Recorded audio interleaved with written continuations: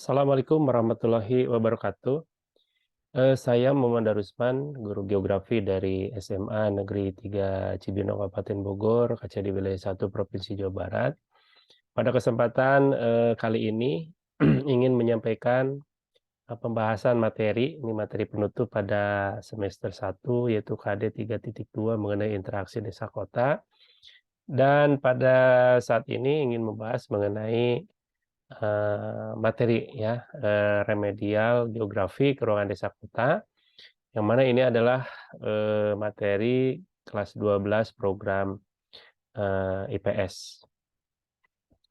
Adapun materi remedial ini, diberikan kepada peserta didik yang, nilainya masih, kurang daripada KKM ya, yang mana, materinya itu, materi atau bahan soal remedialnya ada 5. Yang pertama adalah pengertian desa menurut Undang-Undang Nomor 5 Tahun 1979, kemudian yang kedua potensi desa, yang ketiga desa tradisional, yang keempat desa swakarya, dan yang kelima struktur desa. Adapun bahan soal remedial ini yaitu bahan soal remedial untuk keruangan desa. Yang pertama, pengertian desa menurut Undang-Undang Nomor 5 Tahun 1979 ya, di mana soal ini dimunculkan dan jawabannya itu adalah menurut Undang-Undang Nomor 5 Tahun 1979, desa itu merupakan suatu wilayah yang ditempati oleh sejumlah penduduk ya sebagai suatu kesatuan hukum yang mempunyai organisasi pemerintahan terendah langsung di bawah kecamatan dan mempunyai hak otonomi dalam Ikatan Negara Republik Indonesia. Kemudian untuk materi soal yang kedua yaitu mengenai potensi desa, di mana potensi desa ini ada dua, yaitu ada potensi fisik dan potensi non-fisik. Untuk potensi fisik ini ada tanah, ya, kemudian air, iklim, ternak, manusia, dan lain-lain itu di antaranya potensi fisik. Kemudian potensi non-fisik. Nah, potensi non-fisik ini adalah masyarakat desa ya yang tinggal di desa tersebut, kemudian lembaga-lembaga sosial, misalnya di antaranya adalah posyandu gitu ya, kemudian LMD dan lain-lain.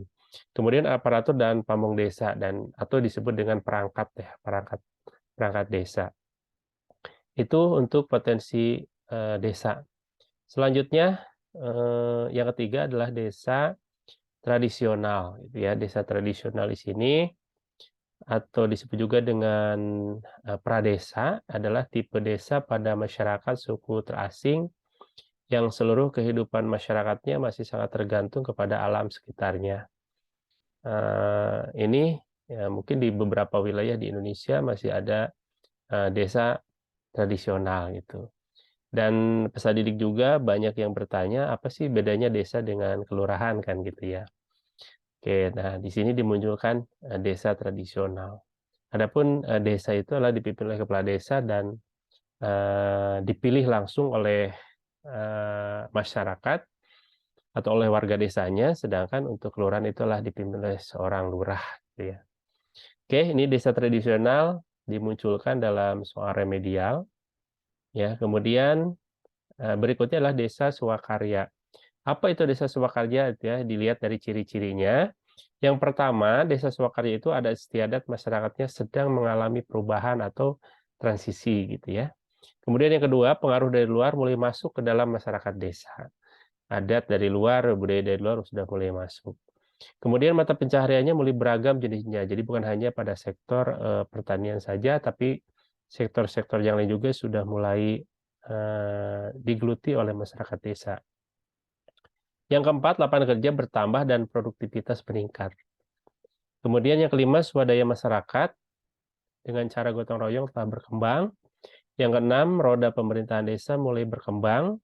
Masyarakat desa telah mampu meningkatkan kehidupannya dengan hasil kerjanya sendiri.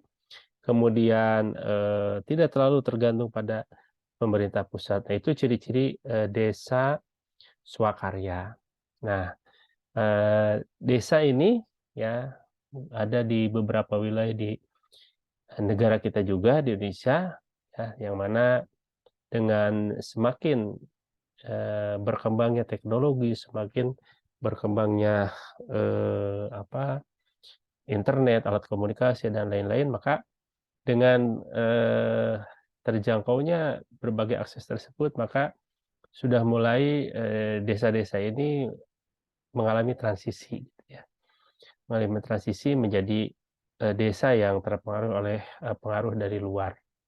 Kemudian yang kelima adalah struktur desa, dan di sini adalah apa sih faktor-faktor yang mempengaruhi perbedaan struktur desa gitu ya.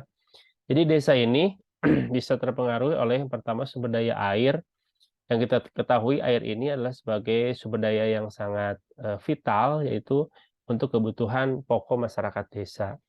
Yang kedua kesuburan tanah, ya pasti ini berhubungan dengan pertanian gitu ya. Semakin banyak atau semakin subur suatu tanah di suatu desa, maka perekonomian dalam bidang pertanian itu akan semakin baik.